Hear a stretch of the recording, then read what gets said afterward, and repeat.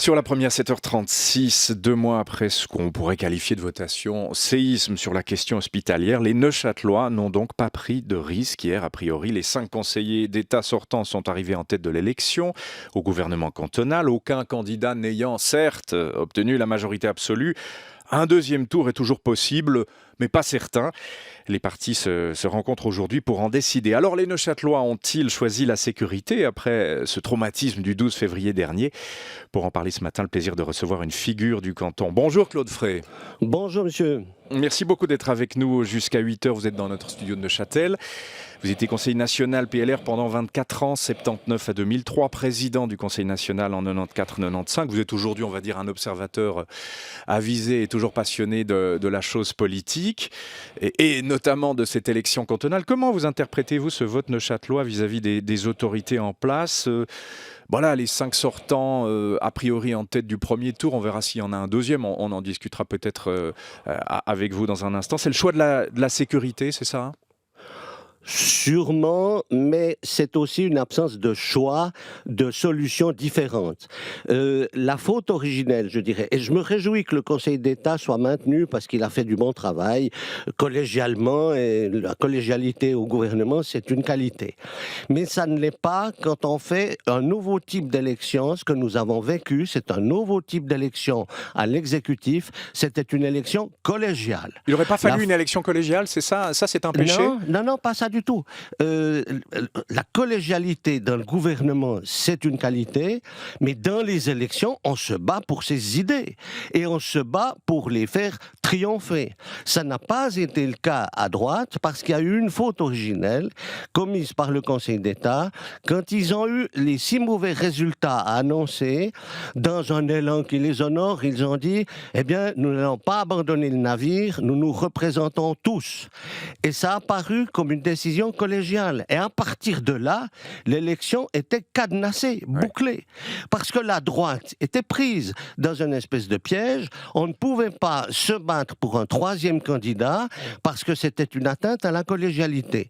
Alors on a une élection où l'électeur qui n'aurait pas voulu réélire, prenons un exemple absolument théorique, M. Courte, qu'est-ce qu'il avait comme choix? Il avait le choix de voter M. Fivat, mais il n'avait pas un autre choix. À droite, il n'y avait pas de choix. D'accord. Alors, très bien. Là, vous ouvrez plusieurs portes de questionnement, Claude Frey. Alors, on comprend très bien. Tout ça a été un peu verrouillé, un peu dépassionné, voire même peut-être ennuyeux. En même temps, si on regarde les législatures précédentes qui ont toutes été relativement chaotiques, il y a eu des démissions, on ne va pas les rappeler, Frédéric Hénard, etc. Son collègue de parti, Claude Nicati, qui se détestait, etc. On pourrait comprendre que cette fois-ci, les sortants aient voulu être collégiaux et les citoyens, électeurs et électrices aient pris le pari de la sécurité. On pourrait les comprendre sur ce coup-là, non ? Mais on peut l'expliquer, effectivement, parce que la législature qui précédait celle-ci, qui s'achève, ça a été l'horreur. Les Neuchâtelois, quand ils quittaient le canton, ils rasaient les murs, n'est-ce pas ? Vous aussi, Claude Frey ? Mais bien sûr, on attendait une Genfereil pour un peu focaliser sur Genève et plus qu'on parle de Neuchâtel, n'est-ce pas ? Effectivement, alors on se réjouit que le gouvernement actuel est reconduit et bien travaillé dans la collégialité. Ça, je ne remets pas ça en cause, je salue au contraire. En revanche, ce que je regrette, c'est que mon parti, le PLR, ne se soit pas battu pour défendre ses convictions lors de l'élection. Non pas en tirant dans les jambes des conseillers d'État socialistes ou des socialistes, mais dans un débat constructif, de clarté, parce que la situation est extrêmement difficile et elle exigeait un débat clair sur des thèses différentes. Bon, le PLR a progressé au Grand Conseil, plus 8 sièges, ça c'est pas mal, vous êtes satisfait de ce résultat quand même? Oui, et j'observe que où il a bien progressé, c'est à la Chaux-de-Fonds, parce que le PLR a joué un rôle prédominant dans la votation qui est intervenue sur les hôpitaux. Il y avait le docteur Moser, il y avait Madame Morel, présidente de la ville, conseillère communale, qui ont eu des rôles moteurs dans ce domaine-là, et dès le moment où un parti se mobilise et a le courage de ses opinions, il gagne. On en a fait la démonstration. démonstration. On aurait pu imaginer aussi de se mobiliser pour nos opinions, parce que dans la situation catastrophique, on en reparlera, du canton de Neuchâtel, il y a plusieurs modèles pour s'en sortir. Et le modèle libéral en est un qui aurait pu aussi gagner. Alors on en reparlera effectivement suite à deux études qui ont été faites l'an dernier par UBS et la Chambre neuchâteloise du commerce et de l'industrie pour réformer le canton. On y viendra en fin d'interview. Pour revenir quand même sur ce qui s'est passé hier, vous avez mentionné Laurent Courte, sortant, socialiste, c'est lui qui avait le dossier hospitalier en main, c'est lui qui... le premier d'entre tous avait perdu le 12 février dernier, le moins bien élu hier. Il y a quand même une part de sanction. Vous interprétez ça comme ça ? Une sanction est justifiée. Monsieur Courte est psychorigide, n'est-ce pas? Monsieur Courte, quand il perd la votation sur les hôpitaux, qu'est-ce qu'il doit faire? Il doit immédiatement prendre en compte cette gifle et faire une commission où on va mettre ceux qui ont gagné. J'ai cru que vous alliez dire qu'il devait démissionner. Non, c'est pas ça que vous alliez nous dire. Il aurait pu ne pas se représenter. Il aurait pu ou il aurait dû? Il aurait dû ne pas se représenter parce que il voudra garder les hôpitaux, et je vois d'ailleurs pas les autres vouloir prendre les hôpitaux à moins d'une bonne surprise. Mais, n'est-ce pas, Monsieur Courte, quand il perd la votation sur les hôpitaux, ce sont ceux qui ont gagné qui doivent se battre pour être représentés dans l'élaboration de la nouvelle politique à élaborer. Et ça, c'est surprenant. Et la deuxième chose, au moment où on a cette gifle, il faut reconstruire. Eh bien, reconstruisons ensemble en complémentarité. Il aurait dû aussi mettre des membres des cliniques privées de Genolier, La Providence à Neuchâtel, Montbriand et La Tour à la Chaux-de-Fonds pour essayer de faire une politique constructive, complémentaire, ensemble. Je vais vous illustrer la chose. Oui. Vous prenez un débat à TTC qui était sur les hôpitaux. Vous aviez M. Maillard qui était opposé, qui était en débat avec M. Hubert du groupe Genolier. Oui. Eh bien, c'était un bon débat. Chacun avait ses opinions parce que les hôpitaux publics et les cliniques privées, c'est pas la même chose, mais c'était un débat vraiment constructif. Quand vous dites psychorigide à propos de M. Courte, c'est ça, c'est qu'il refusait le débat avec les privés. Dans cette émission de TTC, vous aviez M. Courte qui avait refusé d'aller en direct, mais qui répondait par écrit. Et c'était pas du tout du niveau de M. Maillard.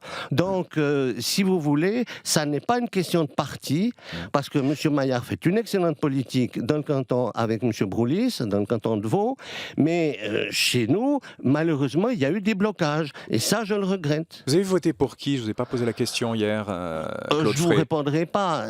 Si, il faut nous répondre, parce que là, vous n'avez pas voté pour les 5 sortants, visiblement. Non, je n'ai pas voté pour les 5 sortants. Vous avez voté pour un autre candidat, peut-être un vert? Si vous voulez, si vous continuez, j'ai voté notamment pour Madame Mère Efti, parce que je n'ai pas aimé certaines attaques de la concurrente PLR concernant Madame Mère Efti, et qui avait eu dans un dossier difficile le courage de défendre une politique. Vous avez fait une infidélité à votre parti, là, alors? Pas du tout. J'ai jamais fait d'infidélité à mon parti. J'ai toujours suivi mes idées. Quand on s'appelle Freisinniger Partei, on est profondément libéral, croyez-le. Très bien. Et j'ai très rarement voté contre Pâques. Et le candidat vert que vous citiez à un instant, Fabien Fiva, très bien. Ouais, vous avez voté pour lui? Il avait des difficultés dans la mesure où il avait dit lui-même que ça représentait une charge du fait de ses enfants, de sa famille et autres. Mais ça aurait été une bonne solution de rechange. Donc vous avez voté pour lui? Je ne vous répondrai plus. Très bien. J'arrête avec mes questions. Oui. Cela dit, il aurait fait un bon conseiller d'État, Fabien Fiva? Mais je ne connais pas assez pour vous dire que oui. Ce qui est sûr, c'est que dans certains cas, vous devez refuser des élections par défaut. Vous savez, on vit une époque quand même curieuse. Vous prenez aux États-Unis entre Hillary Clinton et Trump, Hillary, c'était la peste, et puis Trump, c'était le choléra. J'aurais voté Trump, puisque vous me demandez, parce qu'au moins il y avait un doute. Je ne vous ai pas posé la question, mais vous auriez voté Trump comme citoyen américain, Claude Frey? Oui, j'aurais voté Trump, parce que Hillary était imbuvable. Et là, il y avait une certitude d'aller dans le mur. Avec Trump, il y avait encore une inconnue. Maintenant, elle est un peu dissipée, l'inconnue. Mais en France, la droite, qu'est-ce que vous avez comme choix? Vous avez un programme excellent de M. Fillon, mais vous découvrez un homme dans ses rapports avec l'argent qui sont préoccupants. Mais vous allez quand même voter, si vous êtes de droite, vous allez quand même voter Fillon. Parce que vous n'allez pas voter pour un robinet d'eau tiède comme Macron. On y reviendra à la France à travers un article de presse. Juste pour revenir sur Neuchâtel, Claude Frey, est-ce qu'il faut un deuxième tour, selon vous, remobiliser les électrices et électeurs? Non, pour les raisons que j'ai dites. Cette élection était cadenassée en quelque sorte pour le Conseil d'État. Je ne regrette pas parce que c'est une équipe qui a fait un bon travail. Il continue, c'est très bien. Mais alors, ne jouons pas la comédie du deuxième tour. Là, on fera une première petite économie. D'accord. Sur l'UDC, parce que ça, on n'en a pas parlé encore, c'est un mini-séisme qui s'est passé hier, les résultats du Parlement, l'UDC qui perd 11 sièges. On entendait Jean-Charles Legris tout à l'heure. Qu'est-ce que ça vous inspire? Est-ce qu'il y a là aussi ce phénomène qu'on a observé un peu ailleurs, une tendance suisse qui semble descendre le parti agrarien de son piédestal? Il y a eu le Valais il y a quelques jours. Est-ce qu'il y a quelque chose qui est en train de se confirmer là? Je crois que c'est la personnalisation de plus en plus grande de la politique. Dans le canton de Neuchâtel, il y avait Yvan Perrin qui portait le parti UDC. Il n'est plus là. Et vous avez eu quand même une chose surprenante pour l'UDC, pour le Conseil d'État.